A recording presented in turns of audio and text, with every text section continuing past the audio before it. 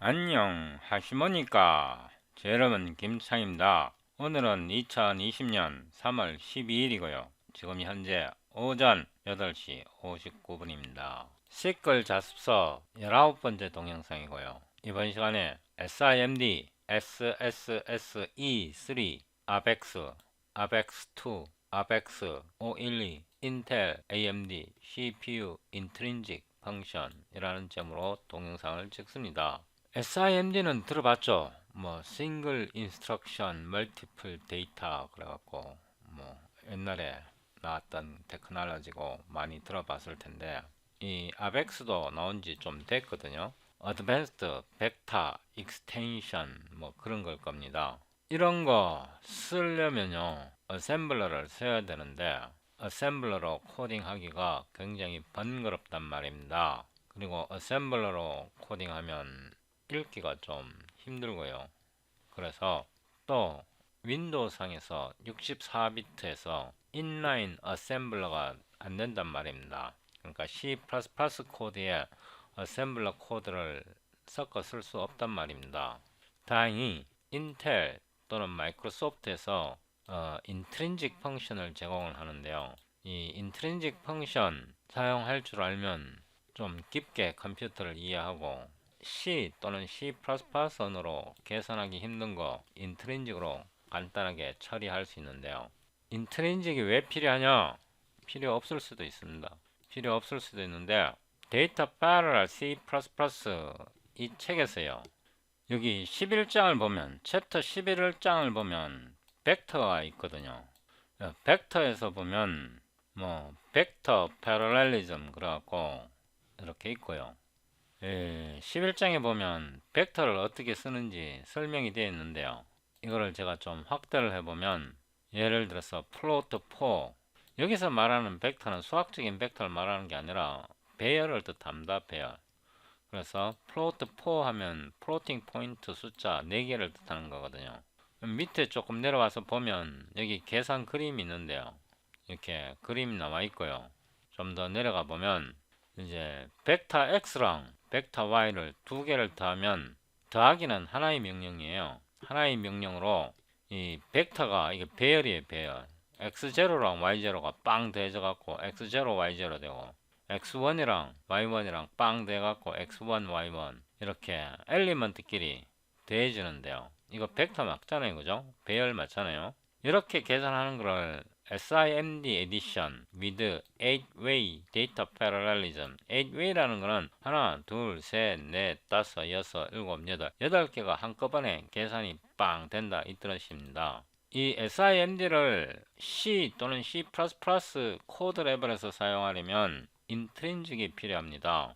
여기 인텔 CPU 인트린직이라고 여기에 제목을 달아놨는데 인트린직을 사용할 줄 알아야 이거를 다루기가 편합니다. 그래서 여기에 시끌 예제 코드가 있는데 플로트 16이잖아요. 그죠? 플로팅 포인트 16 플로트 16개짜리예요. 이거를 이제 GPU 커널에 넣어갖고 연산하는 게 나오는데요. GPU 커널에 넣어갖고 연산을 했다 쳐요. 그럼 이거 CPU에서 어떻게 출력할 겁니까? CPU에서도 다룰 수 있어야 되죠. 그죠? 뭐 쿠다 커널에서 다뤘다고 CPU에서도 다룰 수 있는 거 아니잖아요. 뭐 플로트 4 이거 GPU 커널이거든요. 커널 함수에서 다뤘으면 CPU에서도 이걸 다룰 수 있어야죠. CPU에서 다룰 수 있으면 GPU에서 다뤘던 거 그대로 CPU 코드로 갖고 와서 또 사용할 수 있죠. 이걸 하려면 이 인트린직 함수를 사용할 수 있어야 합니다. 또 인트린직 함수를 사용할 수 있으면 CPU의 최신 인스트럭션 셋, 명령 셋을 사용할 수 있는데요. 예를 들면 뭐 ABEX라든가 ABEX가 Advanced Vector Extension 일 겁니다. 이런 걸 사용할 수 있거든요. 그래서 이거를 어떻게 사용하는지 이번 동영상에서 설명드립니다.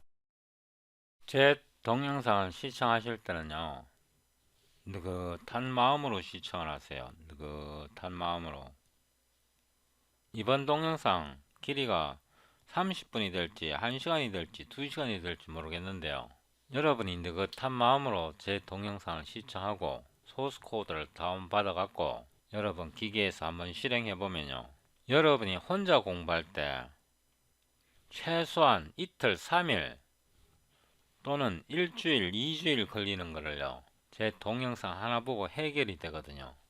근데 성질 급한 사람들은 느긋한 마음을 갖지 못하죠. 앞에 좀 보다가 뭐 다른 채널로 가거나 중간에 건너뛰고 뭐 본론으로 들어가거나 뭐 어떻게 해도 상관없어요. 저는 여러분이 동영상 보라고 제가 동영상 찍는 거 아니거든요.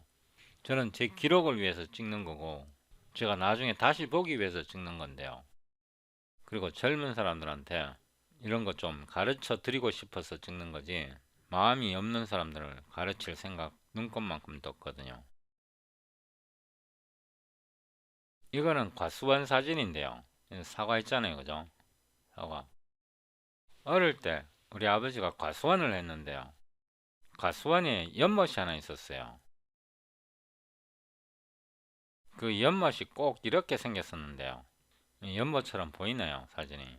근데 이거보다는 좀 컸던 것 같아요. 지금도 이 연못 있거든요. 옛날에 우리 아버지가 농사 짓던 그 과수원에 이런 연못이 있는데요. 제가 여기에 빠졌어요, 어릴 때. 4살, 5살 됐을 때. 제가 이 연못에서 빠졌는데요. 우리 누나가 저를 구했어요. 여기 왜 빠졌나 그러면 수영하다가 빠졌어요. 그 기억이 나거든요. 누나가 나를 구했던 그 기억. 그 후로부터 한동안은 제가 이 물에 못 들어갔어요. 나는 물에 들어가고 싶은데 집에서 못 들어가게 했어요. 못에 들어가면 혼난다 그래갖고 물에 빠졌는데도 물에 또 들어가고 싶어. 결국 제가 이 수영을 배웠는데요, 어릴 때. 처음에 물에 뜨기 시작하니까 그 다음부터는 뭐 수영이 완전 도사됐거든요. 지금은 물 안 무서워요. 그 후로 단 한 번도 제 인생에서 물이 무서워 본 적이 없어요. 이 동네에 큰 강이 하나 있는데요. 그 강에 홍수가 져도 저는 그 물 속에 뛰어들었거든요, 어릴 때. 진짜로요. 비 오는데 홍수 졌는데도 그 큰 강에 막 물이 콸콸콸콸 막 흘러내려가는데도 거기에 물 속에 들어가고 수영하고 그랬거든요. 진짜로요. 홍수 났는데도 수영을 했다니까요. 뭐 과장 같아요? 과장 아닙니다. 물이 안 무서워요. 근데 물이 굉장히 위험해요, 사실은. 이거는 아이들 자전거 타는 모습인데요. 저도 어릴 때 자전거를 배웠거든요. 아주 옛날에, 아주 어릴 때. 그 어른 자전거를 탔어요. 어른 자전거를 가지고 자전거를 배웠는데요. 자전거 처음에 탈 때 일단 자전거가 출발하니까 그 다음부터는 자전거가 쉽더라고요. 근데 자전거를 혼자 타서 출발하기 전까지, 혼자 타기 전까지 자전거가 굉장히 어려워 보였어요, 어린 마음에. 근데 일단 자전거에 타갖고 자전거가 굴러가기 시작하니까 그 다음부터는 뭐 자전거가 저절로 가더라고요. 제가 이렇게 길고 장황하게 비디오 시작 부분에서 말을 하는 이유는요, 이 동영상 촬영하면 긴장이 되거든요. 그 긴장을 풀려고 이렇게 앞에 시작할 때 말을 장황하게 하고요. 또 나중에 제가 동영상을 다시 볼 때 마음이 조급해져 갖고 막 대충대충 보려는 그런 특성이 있거든요. 그래서 이렇게 동영상 앞에 길고 장황하게 말을 해놓으면 나중에 볼 때 마음을 이렇게 가라앉힐 수 있거든요. 마음을 가라앉히고 조급한 마음을 버려야 깊게 이해할 수 있더라고요. 제가 오늘 설명을 해도요, 저도 기억을 못해요. 웹 브라우저에서요, differential equations, 이퀘이션을 찾아보면요, 여기 위키피디아가 있잖아요. 제가 이거를 복사를 해서 여기다 붙여 놓고요, 이 링크를 여기다 붙여 넣습니다. 저는 이거 대학 1학년 때 디퍼런셜 이퀘이션을 처음 배웠는데요.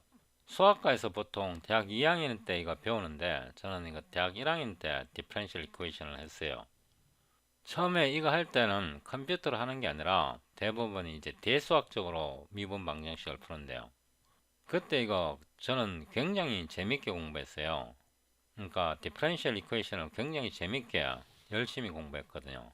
뭐 학교에서 공부하는 것보다 훨씬 더 깊게 공부했고요. 디퍼런셜 이퀘이션은 두 가지가 있는데요. ordinary differential equation이 있고 partial differential equation이 있어요. 이거를 눌러보면요, ordinary differential equation이 있고요. 제가 여기다가 제목을 붙여 놓고요, 이 링크를 붙여 놨습니다. 이 ordinary differential equation에서 제가 대학 다닐 때는 이걸 대수학적으로 풀었어요. 대수학적으로 풀었는데 이걸 대수학적으로 풀지 않고요, 이제 물론 대수학적으로도 풀 수 있겠지만 가능한 수치 해석 방식으로 풀거든요. 이제 여기에 보면 System of Ordinary Differential Equations가 있고요. ODE는 Ordinary Differential Equation이라는 뜻입니다. Differential Equation에는 Ordinary Differential Equation 말고도 Partial Differential Equation이 있어요. Ordinary 말고 Partial요. Partial Differential Equation이 있는데요. 제가 대학 다닐 때 Partial Differential Equation은 제대로 안 했어요. 제대로 할 시간이 없었어요. 그래도 시작은 했었거든요. Partial Differential Equation을 시작은 했는데 그 당시에 이거 깊게 하지는 못했어요. 이 Partial Differential Equation 굉장히 중요하고요.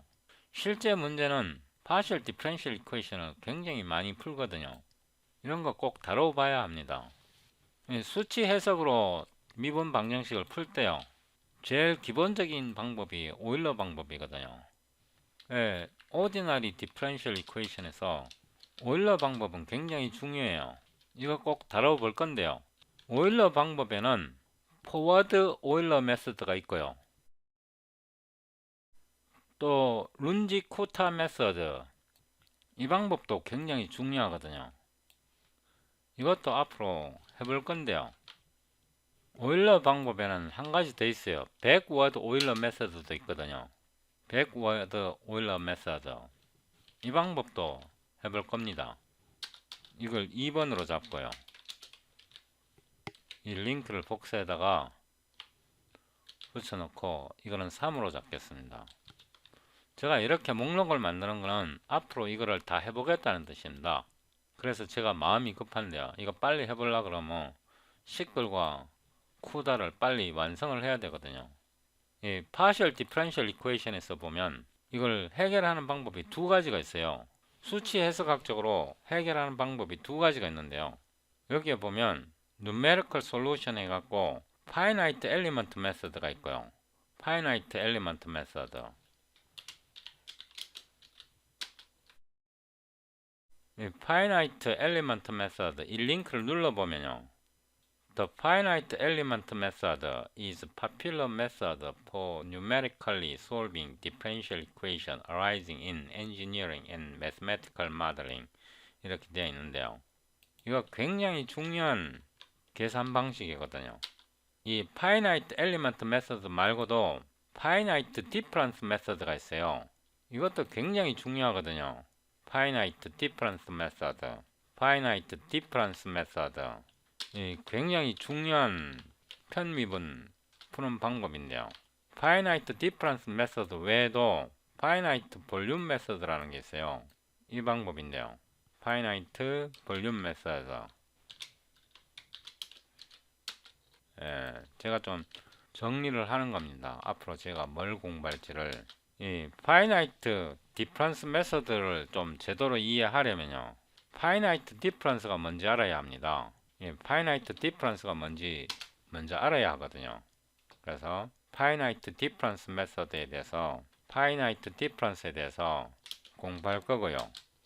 링크를 붙여다 넣겠습니다. Finite Difference에 보면 Forward Difference가 있고요. Forward Difference가 있고, 그 다음에 Backward Difference가 있어요. 그 다음에 Central Difference가 있어요. 이거를 좀 정리해 놓은 게요, 여기서 찾아보면 Finite Difference Coefficient, 여기에 보면 Central Finite Difference, Forward Finite Difference, Backward Finite Difference를 좀 자세하게 미리 계산을 해갖고, 이건 미리 계산을 한 거잖아요, 그죠? 계산을 해갖고 이렇게 식으로 만들어 놓은 게 있거든요. 이 표가 굉장히 편리해요. 여기에 이제 Finite Forward Difference가 있고요, Backward Finite Difference가 있고, 그래서 여기에 나와 있는 표가 굉장히 편리해요.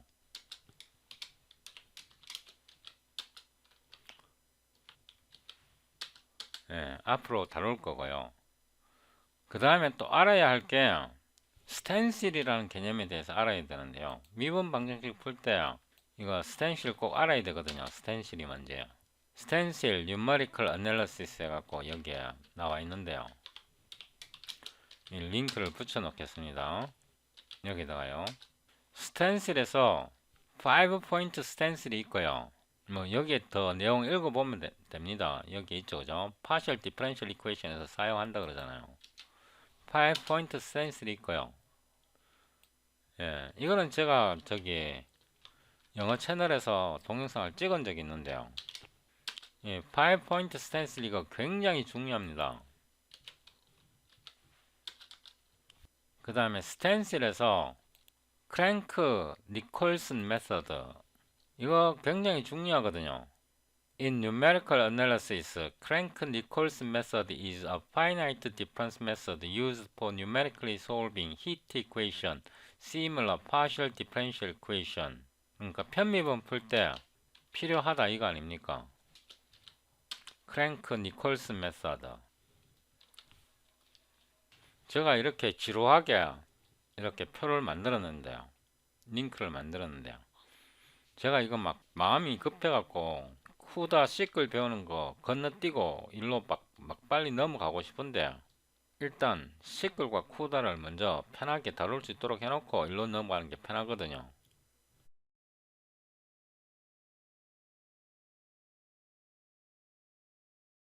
수영을 배울 때요. 처음에 수영을 배울 때 처음에 물에 뜨는 게 가장 어려워요. 물에 뜨기만 하면 그 다음부터는 수영은 점점 빨리 늘거든요. 자전거도 배울 때 처음에 자전거가 굴러가게 만드는 거 그게 가장 어렵거든요. 일단 자전거가 굴러가기 시작하면요 자전거 금방 배우잖아요, 그죠? 이런 무지막지한 거도요 미분 방정식, 편미분 방정식 이런 거 컴퓨터로 푸는 거 굉장히 어려울 것 같은데요. 굉장히 어려운 거 맞습니다. 여기에 뭐 이렇게 설명이 나와 있네요. 유튜브 동영상도 있고. 그런데 이런 거 갖고는 좀 부족하고요. 여기에 나와 있는 이 동영상 본다고 여러분이 이거 이해하고 구현할 수 있는 거 아니거든요. 여러분이 열심히 공부해야 이해할 수 있고요. 대학원 가갖고 교수한테 열심히 배우거나 그 교수가 좀 똑똑한 교수면 모르겠는데 허접한 교수면 지가 이론 설명하면서도 그걸 컴퓨터로 못 만들어. 그런 교수 많거든요. 여기에 보면요. 코드 샘플 2dimensional finite difference 이 링크가 있어요. 이게 여러분을 물에 띄워줄 건데요. 링크를 복사해 놓겠습니다. 여기에 보면 코드 샘플이 있는데요. Two-dimensional finite difference wave propagation in isometric media. Intel One API Data Parallel C++ Compiler Example. 예, Compiler Example인데요. 여기에 수학적인 내용도 설명하고요. 이거 웨이브 이퀘이션 아닙니까? 파동함수. 이거를 이제 그 수치 해석적으로 어떻게 푸는지 설명하는 거거든요. 예. 이 코드에 대한 설명이 있잖아요. 이게 뭐냐 그러면 물에 띄워주는 거거든요. 수영을 처음 배우는 사람한테 물에 뜨게 만드는 거예요. 일단 물에 뜨면 그 다음부터 수영은 저절로 배워지는 거거든요. 이 GitHub 링크를 눌렀어요. 제가 이거를 복사를 해서 여기다가 링크를 붙여 넣을 건데요.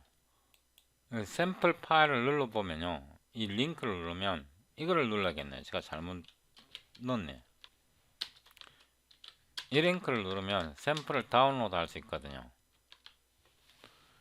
여기서 다운로드 zip 압축을 풀고요.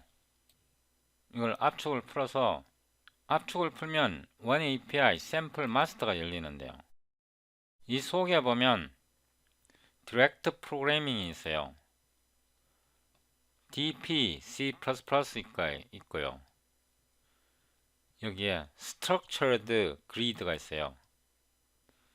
여기에 보면 ISO, 2D, FD 이렇게 하고 이 솔루션을 열어보면요. 이 솔루션을 열어보면 이 코드 샘플 two dimensional finite difference wave propagation in isometric media. 이 코드 샘플이 나옵니다. 이게 좋은 게요. 이 수학적 이론도 어느 정도 설명하고요. 이 코드가 있잖아요. 코드를 설명해 주잖아요. 코드를 설명해 주고 이렇게 코드를 설명을 해줘요. 그 다음에 여기에 완전한 비주얼 스튜디오 프로그램도 있고요. 이게 여러분을 물에 띄워주는 거거든요. 이게 여러분의 자전거가 저절로 굴러가도록, 처음에 저절로 굴러가도록 만들어주는 거예요. 이 예제로 여러분의 자전거가 저절로 굴러가게 만들어주면요, Partial Differential Equation에서 Finite Difference 메서드를, 이 방법을 배우게 되는 거거든요. 예.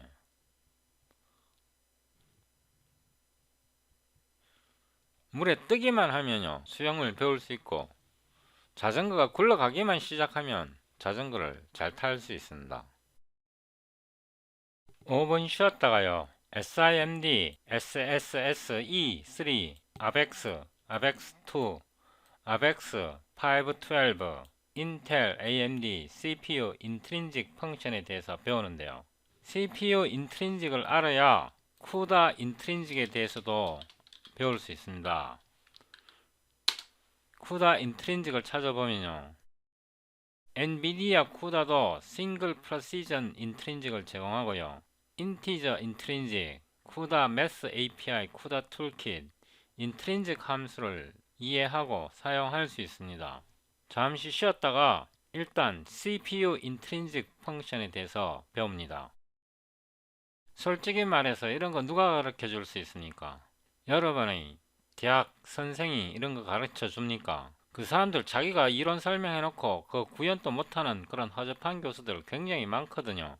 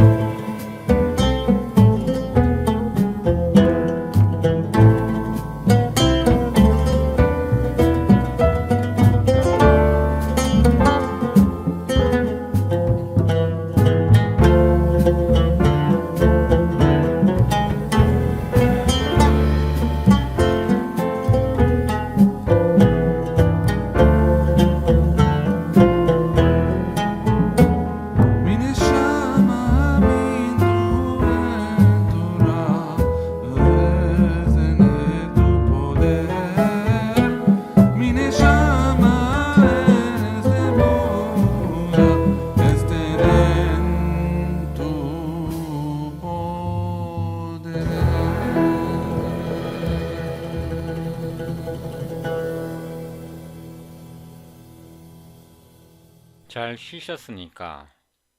이번 동영상에서요, 인텔 AMD CPU 인트린직 함수를 배우는데요. CPU 인트린직을 배우면 CUDA 인트린직, SYCL 인트린직, 뭐 이런 인트린직은 다 다룰 수 있습니다.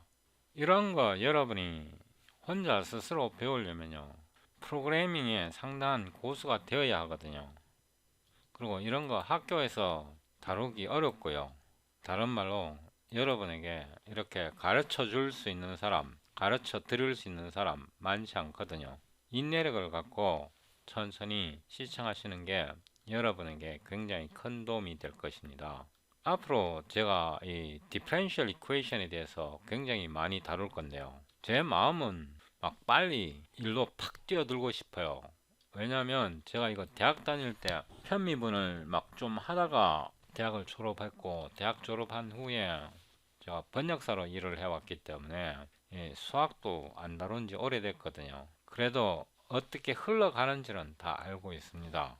자세한 것, 세세한 거는 다 잊어버렸지만 이 큰 줄기는 제가 기억을 하고 있거든요. 여러분이 혼자 공부할 때요, 큰 그림을 봐야 합니다. 큰 그림을 봐야 내가 어디로 갈지를 알거든요. 그래서 제가 이렇게 긴 시간을 들여갖고 미분 방정식에 대해서 큰 그림을 그려주기 위해서 이렇게 동영상을 찍고 있는데요. 마음을 느긋하게 가지세요. 그게 빠릅니다. 제가 아까 여기 스텐실 중요하다고 말씀드렸는데요. 여기에 보면 코드 샘플 2 dimensional finite difference wave propagation, 이거 2차원 음파의 전파를 이제 컴퓨터로 계산하는 건데요. 이 finite difference wave propagation, 이거를 한번 구현해 보시면요, 꼭 한 번만 구현해 보면요, 편미분에 대해서는 어느 정도 개념을 잡습니다. 다시 말해 수영을 처음 배우는 사람이 물에 뜨는 방법을 배우게 되는 겁니다.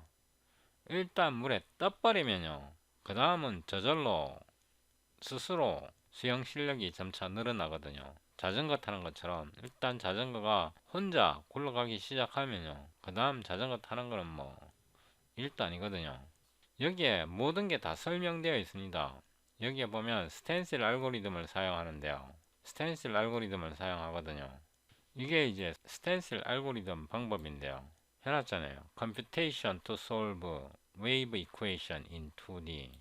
이 스텐실은 이 책에 설명되어 있거든요. 데이터 패러럴 C++, 이 책에 웬만큼 다 설명이 되어 있어요. 큰 그림은 이 책에서 대부분 잡아주거든요. 스텐실을 한번 찾아보면요, 여기에 챕터 14에 스텐실에 대해서 설명이 되어 있잖아요. 한 번 더 가고요, 디렉트 프로그래밍 여기에 있네요. 그죠? 342페이지 디렉트 프로그래밍. 아까 우리 그 예제 다운로드 받았는데 여기서 우리가 샘플을 다운로드 받았잖아요. 그죠? 여기 압축을 푼 거 보면 원 API 샘플 마스터, 여기에서 디렉트 프로그래밍 있잖아요. 그죠? 이거는 이제 C언어로 코딩이 된 거고요. Structured Grid 이렇게 하고, 이거는 C언어로 이렇게 코딩하는 방법이고, 그 다음에 올라가고 보면 DPC++에서 여기 Structured Grid 이렇게 보면 여기에 소스 코드가 다 나와 있어요. 이게 디렉트 프로그래밍이잖아요. 이 폴더 이름이. 여기에 보면 디렉트 프로그래밍 그래갖고 설명이 다 되어 있거든요. 어떻게 쓴다, 스텐실 뭐 여기에 326페이지부터 시작해갖고 조금 더 내려가 보면 이렇게 그림까지 그려가면서 스텐실 패턴 뭐 이렇게 갖고 이거를 소프트웨어적으로 어떻게 구현하는지도 이렇게 설명이 되어 있습니다. 계속 스텐실이잖아요. 그죠? 예. 스텐실을 이제 실제 예를 가지고 이렇게 설명을 하고 있거든요. 2차원일 때. 이런 수학적인 이론도 이 책에 수학이라고 얘기는 하지 않지만 어느 정도 설명이 되어 있고요. 그래서 이 샘플 하나만 풀면 편미분, 수치 해석학적으로 어떻게 푸는지 알 수 있게 되는 겁니다. 제가 또 잔소리로 빠졌는데요. 이제 본격적으로 시작합니다. SYCL, OpenCL 이거를 열고요, 빈 곳을 선택하고 버튼을 누르고 035 인트린직입니다. 인트린직 이렇게 하고요. 이걸 누르고 cpu int.cpp 이렇게 하겠습니다. 컨트롤 B 하고요. 제가 여러분을 위해 링크를 좀 복사해 넣겠는데요. 여기다가 링크를 복사해 넣는데요. 제가 이 익스텐션 라이브러리를 동영상 촬영하고 나서 업데이트 할 겁니다. 여러분이 시청할 때는 제가 업데이트 된 거를 웹사이트에 올려 놓을 건데요. 이거를 컨트롤 클릭하면 업데이트 된 CPP 익스텐션 라이브러리가 다운로드 될 것입니다. 그 다음에요. 여기 보면 Details about Intrinsic 이라는 링크가 있고요. 이거를 컨트롤 클릭해서 보면요. 인텔 컴파일러의 Details about Intrinsic 해갖고 레지스터가 어떤 게 있다. MMX 레지스터, SIMD 레지스터, 그 다음에 ABEX 레지스터 이런 거 있고요. ABEX 512 이런 설명이 있고요. 여기서 데이터 타입에서 M64 이거는 옛날 거고요. 그 다음에 M128 이거 뒤에 숫자가 비트입니다. 비트 64비트라는 뜻이고요. 이거는 128비트라는 뜻이고 128비트라는 뜻이고요. 이거는 256비트라는 뜻이고요. 이거는 512비트고 512비트입니다. CPU 아키텍처마다 지원하는 정도가 다른데요. 지금 현재 나와 있는 게 이게 ABEX 512 인트린직이 지금 지원된다는 뜻인데요. 여기 보면 512i는 정수를 말합니다. signed integer가 i고요. d는 더블이고요. 이거 말고도 더 있습니다. 내려가 보면요. 여기 이제 기본적인 사용법이 조금 설명이 되어 있는데요. 예, 이걸 이제 어떻게 쓰는지 제가 설명드릴 거고요. 그 다음에 여기에서 이거를 꼭 외우셔야 됩니다. naming and usage syntax. 이 페이지가 중요하고요. 여기서 이거를 잘 읽으셔야 되는데요. S는 single precision floating point고요. D는 double precision floating point고 I는 signed integer 128bit integer고요. U는 unsigned고요. I8 그러면 signed 8bit integer가 되는 거고 U8 그러면 unsigned 8bit가 되는 건데요. 그래서 S는 floating point, D는 double precision floating point. 이것만 알면 나머지는 다 알게 되죠, 그죠? I는 signed integer, U는 unsigned integer. 이것만 알면 다 알잖아요, 그죠? 앞에 시작할 때 mm으로 시작하고 underscore mm으로 시작하고요. 그래서 이 다큐멘트를 잘 보셔야 하는데요. 우리가 이 부분도 오늘 테스트 해볼 거고요. 이 부분도 이제 테스트 해볼 건데요. 그 다음에 컴파일러 스위치를 알아야 되는데요. 이 링크가 도움 많이 되더라고요. 여기에서는 이제 셔플, 셔플 사용법에 대해서 설명이 나와 있는데요. 예를 들면 이 함수의 작동 원리가 여기에 나오는 C 코드와 동일하다 이런 뜻이겠죠, 그죠? 그런 거고요. 그 다음에 컴파일러 스위치를 알아야죠, 그죠? 이 링크를 클릭해 보면요, 컴파일러 스위치가 나옵니다. 아키텍처 스위치를 사용할 수도 있고요. 아키텍처 다음에 이게 이제 CPU 아키텍처 모델인데요. 그 다음에 이제 ABX, SSE 4.2, SSSE 3, S가 3개 붙은 겁니다. SSSE 3은 SSE 3, SECE 2, SSE 인스트럭션을 생성한다 그러네요. 코드를 생성해 준다 그러고요. 그 다음에 이것도 알아야 되고요. 예, 아키 이 옵션도 알아야 되고 QX 이 옵션도 알아야 되는데요. 이 두 개의 옵션을 동시에 쓰지는 못하고 아키텍처 옵션을 쓰면 QX 옵션을 못 쓰고 QX 옵션을 쓰면 아키텍처 옵션을 못 쓴다는 뜻입니다. 이건 테스트 해보면 별거 없는데요. 이 QX 옵션 이거는 이제 QX 신텍스인데요. 윈도우 상에서 QX를 쓰고 이제 이 옵션을 주면 되는데요.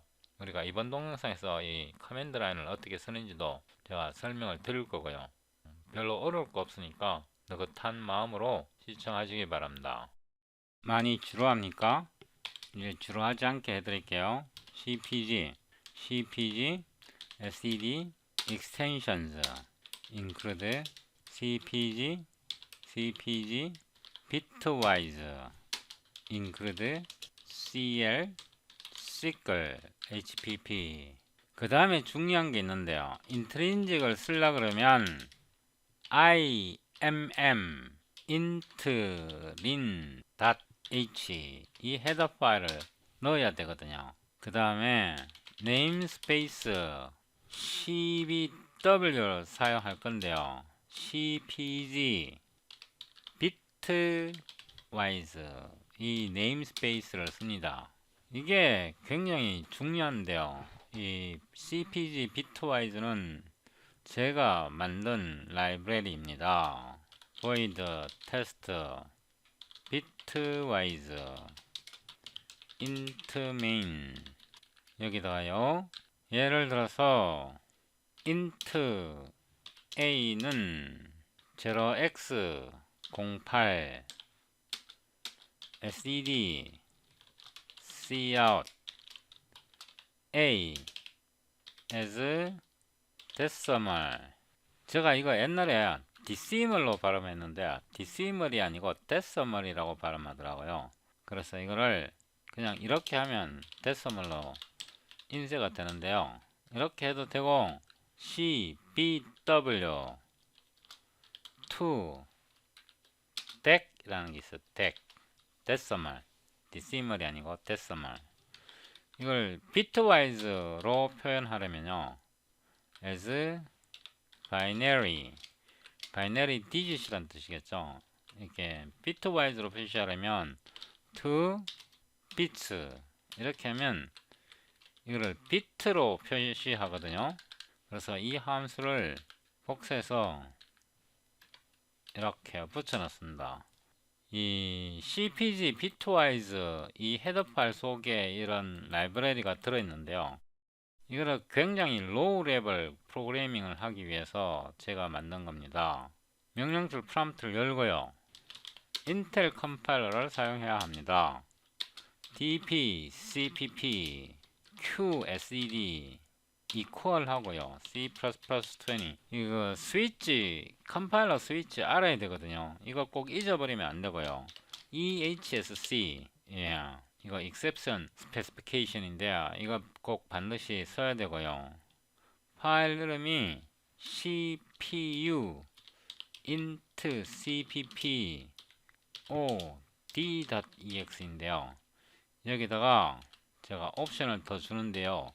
qx avx instruction set을 쓰겠다는 뜻입니다. 그래서 엔터를 쳐보면요, 컴파일이 되었고요. clsd 이렇게 하면 이렇게 숫자 8 a는 숫자 8이잖아요, 그죠?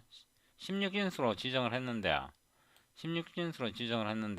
이제 2진수로 나타내면 이렇게 되고 데시멀로 하면 8 이렇게 표시된다는 뜻이죠. 예를 들어서 A0 A0로 표시해 볼게요. 이렇게 출력할 수 있고요. D 이렇게 하면 A0가 10진수로 160인가요 이게?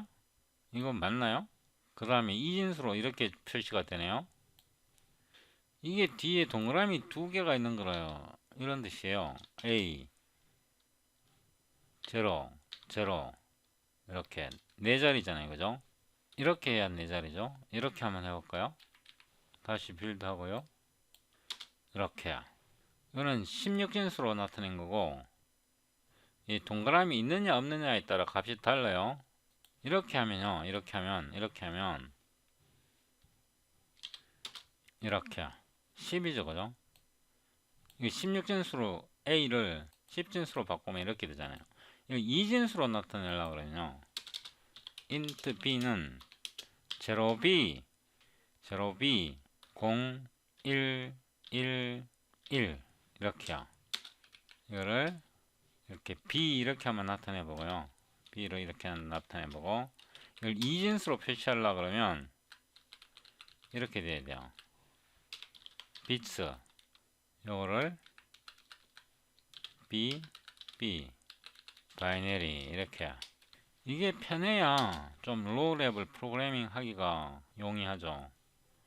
CLSD 이렇게요. 그죠? 이거 7이잖아요. 7. 이거 이진수 이거 7 맞아요. 10진수 7을 이진수로 나타내면 이렇게 되는 거 맞고요. 여기 제대로 표시되잖아요. 그 다음에 한 가지 더 해봅시다. int c는요 뭐 4예요. 4인데요. 예를 들면 10 15 125 512 배열이잖아요. 배열. 그죠? SED cout C as decimal 이렇게요. CBW to decimal C SED and L as hex hexadecimal 이런 뜻이겠죠. to hex as binary bits. 예. 이걸 한 번 더 출력해 봅시다. CLSD 배열이에요. 배열 엄청난 배열. 우와. 하나 이게 한 자리예요. 배열 하나 둘 셋 넷. 예. 이거를 16진수로 나타내면 이렇게요. 이렇게 10진수로 나타내면 이렇게 어마무시하지 않나요 이거? 제가 링크를 여기다 좀 더 붙여 넣을 건데요. 제가 여기에 붙여 놓은 링크 다 중요하거든요. Naming and Usage Syntax 이거를 컨트롤 클릭해 보면요. 아까 제가 보여드렸던 변수 형태인데요. 링크를 하나 더 알려드릴게요. Intel Intrinsic Guide 이거를 컨트롤 클릭해서 보면요. Intel Intrinsic Guide가 나오고 우리가 ABEX를 사용하고 싶다. 그러면 ABEX 명령 셋이 다 나오거든요. 그 다음에 ABEX2 명령 셋을 사용하고 싶다. 그러면 ABEX2 명령 셋이 다 나와요. 여기서 어떻게 사용하는지 찾아볼 수 있거든요. 컨트롤 엔터 하고요. 여기에 스트럭처를 하나 만드는데 struct m 128 i 우리가 빈 스트럭처를 하나 만들었죠. 유니온이고요. 이름 없는 유니온입니다. 여기에 세미콜론 하는 거 잊어버리면 안 되거든요. 세미콜론 해야 되고요. 언더스코어 2개 하고요. m 128 i라는 뜻은 정수란 뜻이겠죠. 그 다음에 value 이렇게 하겠습니다. unsigned 캐릭터고요. unsigned 캐릭터고 u 캐릭터 이렇게 하고요. 이거 배열을 지정하는 겁니다. 배열이 뭐냐 그러면 size of에서 이 128i를 보내고 여기에 size of unsigned character 그러니까 배열을 만든 겁니다.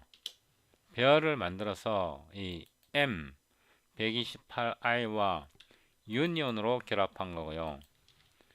이걸 한 번 더 복사해서 이번에는 signed character고요. signed는 뭐 s를 써도 되는데 i로 쓰겠습니다. 그 다음에 여기에서 signed character가 되는 거고요. 이번에는 unsigned short로 하고요. unsigned short고요. u short 이렇게 되고요. 여기다가 unsigned short가 되고 복사해서 붙여넣고요. signed short가 되고 이거는 I short 이렇게 이름을 짓겠습니다. 이거는 signed short고요. 한 번 더 복사해서 붙여넣고요. unsigned int고요. unsigned int unsigned int고요. 붙여넣고 signed int는 I int고요. 여기서 signed 이렇게 한 겁니다. long도 할 수 있겠는데 long은 그냥 빼고요. unsigned longlong으로 들어갑니다. unsigned longlong ull 이렇게요. unsigned longlong 그 다음에 signed longlong signed longlong ill 이렇게 된 겁니다. signed longlong 그래서 signed 같은 경우는 i를 앞에다 다 붙였고요. signed 같은 경우는 i를 다 붙였고 unsigned 같은 경우는 u를 다 붙였습니다. 이렇게 됐고요. 이거를 어떻게 쓰는지 테스트 해봅니다. void test m128i 이거를 복사해서 붙여넣고요. 이거죠 이거 m128i m으로 넣고요. 이거는 초기화 안 된 겁니다. uninitialized 진짜 초기화 안 됐을까요? 한번 인쇄를 해보겠습니다. sdd cout m은 m as unsigned character 이거를 unsigned character로 출력하는 겁니다. 근데 캐릭터도 출력하면 제대로 표시가 안 될 수 있어요. 그래서 이거를 unsigned character로 하지 말고 여기서 이 bitwise를 이용해서 이진수로 표시해 보는 겁니다. to bits 해서 m을 unsigned character 이렇게요. sdd endl 그래서 m128i를 이 intrinsic 데이터 타입을 바로 쓰기가 굉장히 번거롭거든요. 이걸 바로 써도 되는데 이렇게 un이로 묶어 갖고 이렇게 array로 묶어주면 사용하기가 굉장히 편합니다. 이걸 한 번 더 붙여놓고요. 이번에는 u int 이제 인티저로 표시해 보는 거고요. u int unsigned int로 출력해 보는 겁니다. 명령줄에서요. 제가 이걸 다시 컴파일 하는데요. dp cpp qsdd equal입니다. equal 이게 콜론이 아니거든요. equal c++ 20 이렇게 되고요. ehsc 윈도우 상에서 이거 빼면 안 되고요. 그 다음에 아키를 사용하는데요. 콜론하고 cpu int.cpp d.exe 이렇게 해서 실행을 해보면 에러가 나올 겁니다. 제가 일부러 에러를 만들었거든요. 그래서 아키 쓰고 abx, abx2, abx 512 이거 중에 하나를 사용해야 된다 이 뜻입니다. 그래서 여기다 abx를 이렇게 중간에 여기 공백을 주면 안 되거든요. 콜론 쓰고 여기 공백을 주면 안 돼요. 이렇게 공백 주면 안 되고요. 공백을 없애줘야 됩니다. 이렇게요. 이렇게 해야 올바르게 빌드가 되거든요. clxd 이렇게 실행을 해보면요. 이 값이 엉터리잖아요. 봐봐요. 값이 엉터리 맞아요. 이거 111 이렇게 나오면 안 되거든요. uninitialized 잖아요. 이걸 initialize 하려면요. 이거는 제가 disable 하고 올바르게 초기화 하려면 이걸 해줘야 돼요. initialized. 예, 이렇게 해야 올바르게 초기화 되거든요. 다시 빌드합니다. GLSD. 이제 초기화 되니까 다 000으로 나오죠. 그죠? 000. 예, 000으로 나오는데, 근데 다 왜 빛으로 했죠? 이거는 빛으로 하지 말고 10진수로 데시멀로 이렇게 해서 출력을 해봅니다. GLSD 이렇게 보면 unsigned integer가 몇 개냐 그러면 1개, 2개, 3개, 4개, 5개, 6개, 7개, 8개요. 8개의 인티저입니다. 인티저. 이게요. M128이 8개의 인티저거든요. 이거 초기화 하려면 어떻게 할 수 있을까요? 값을 여기다 지정하려면 여기 바로 지정을 못해요. 예를 들어서 뭐 이렇게 이거 될까요? 한번 봅시다. 되나 안 되나. 됐네요. 5로 들어갔네. 제일 앞에 게 5로 들어갔네요. 이거 올바른 표시 아니거든요. 이거 거꾸로 표시가 돼야 돼요. 거꾸로 표시가 되려고 그러면 이게 리버스가 들어가야 돼요. 리버스 이렇게요. 제가 어떻게 연산을 하고 출력을 하는지 제가 보여드리는 거거든요. CLSD.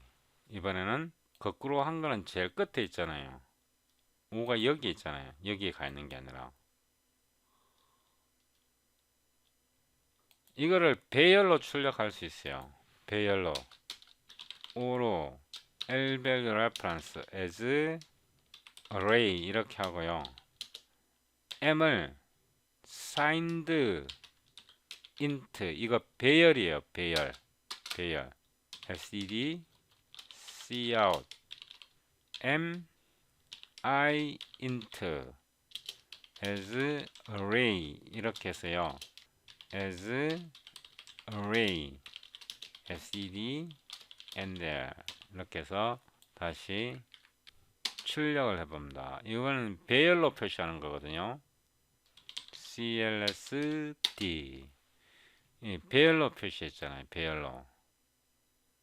제가 인트린직에 대해서 동영상을 2개나 3개 정도 더 촬영할 건데요. 여기서 이 링크를 컨트롤 클릭해 보면요. 인텔 64 and IA 32 아키텍처 소프트웨어 디벨로퍼 매뉴얼이 있고요. 여기에 보면 PDF 매뉴얼이 있습니다. 이거를 클릭해 보면요. 인텔 소프트웨어 디벨로퍼 매뉴얼을 다 통합해서 하나로 합쳐 놓은 게 있습니다. 이 PDF가 다운로드 되거든요. 이거를 열어보면 인텔 64 IA32 아키텍처 소프트웨어 디벨로퍼스 매뉴얼 1권, 2권, 2권, 2권, 2권, 3권, 3권, 3권, 3권, 4권 4개의 책을 하나로 합쳐 놓은 겁니다. 그래서 4800페이지나 되는데요. 이거를 읽는다는 것은 어렵고요. 순차적으로 다 읽는다는 어렵고 이 중에서 베이직 아키텍처만 읽으면 되고요. 이걸 순차적으로 읽지 말고 이렇게 필요할 때 찾아보는 레퍼런스 식으로 찾아보는 그런 방식으로 읽으면 됩니다. 예를 들어서 인텔 SSE 레지스터 여기에 XMM0부터 XMM7까지 레지스터가 있고요. SSE2 레지스터가 여기에 또 설명되어 있거든요. 여기에 설명되어 있고요. 여기에 그림이 그려져 있네요. 이걸 다운받아서 이거를 책 읽듯이 읽으라는 뜻이 아니고 이걸 레퍼런스로 찾아보면서 읽으시면 많은 도움이 됩니다. 제가 이거를 빌드할 때 어떤 옵션을 줬는지 잘 기억하셔야 하고요. 여기에 아키텍처 AVX 이 옵션을 제가 줬습니다. 예를 들면 AVX2 이 옵션을 줄 수도 있고요. 기계가 지원을 한다 그러면 이거를 빼고 보면 이렇게 하면 에러 메시지가 나오거든요. 제 기계가 지원될 경우는 AVX 512 이렇게 해서 빌드를 한번 해보는데요. 빌드가 되네요. 제 기계에서 Advanced Vector Extension 512가 지원이 되나 봅니다. 지원이 되면 빌드가 될 거거든요. 제가 이거를 복사해서 여기다 붙여 넣겠습니다. 일단 빌드 할 줄 알면 그 다음부터 이 인텔 인트린직 사용법은 쉽게 배울 수 있습니다. 일단 출발만 하면 모든 건 저절로 풀립니다.